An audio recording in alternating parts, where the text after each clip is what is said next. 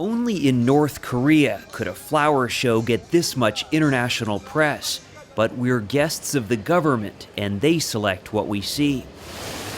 This Pyongyang flower exhibition was set up to mark 60 years since the end of the Korean War. It made for an odd arrangement of missiles and begonias.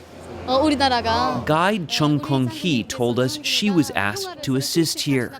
Her usual day job is with the court system. Some Americans would think it's odd that in a country that has trouble feeding its own people and is the center of so many international controversies that we're being brought to see this flower show. 우리는 이 기자사님들이 온 것에 대해서 매우 반갑게 생각하며. What does she say? She says it's a very great pleasure to see you. She says it's a pleasure to meet me, but did she answer my question? Especially American. An American. But did you ask her? Yeah. What did she say? 정세는 긴장해도 이렇게. Despite the tense situation, she told us, General Kim Jong-un hosted this exhibit to express the people's desire for peace. If that message was too subtle, the show at our next stop was not. In the Arirang Mass Games, tens of thousands of performers acted out the founding story of this nation. In this communist country, the underlying message in this performance, of course, is that the individual gives way to the greater common good. Still, there are thousands of individual stories that make up this spectacular display.